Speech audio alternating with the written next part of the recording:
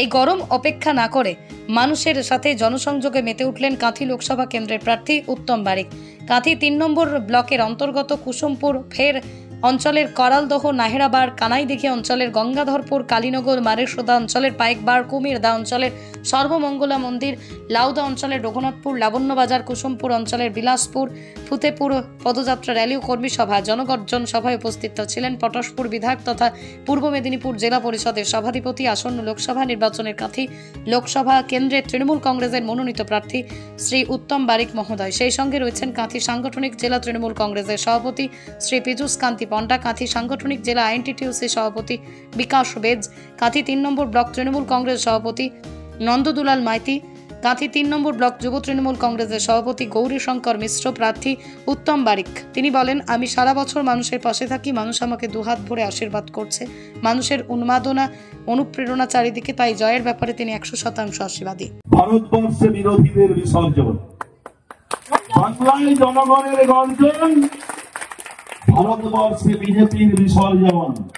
সেই জনগর্জন সভায় নেত্রী মমতা বন্দ্যোপাধ্যায়ের নির্দেশে আমাদের নেতা অভিষেক বন্দ্যোপাধ্যায় প্রার্থী হিসাবে আমার নাম ঘোষণা করেছেন। মাথা নত করে নেত্রী মমতা বন্দ্যোপাধ্যায়কে শ্রদ্ধা নিবেদন করে। জয় নিয়ে কারো সংশয় আছে? জয় নিয়ে সংশয় নেই তো?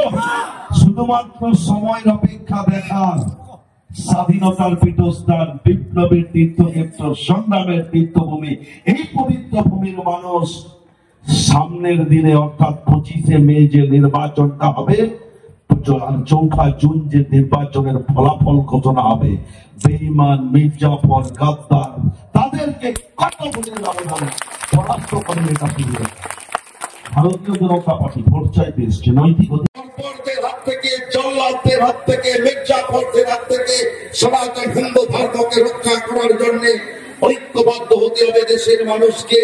আর তার প্রতিবাদের ভাষার দিনটা হচ্ছে 25শে মে।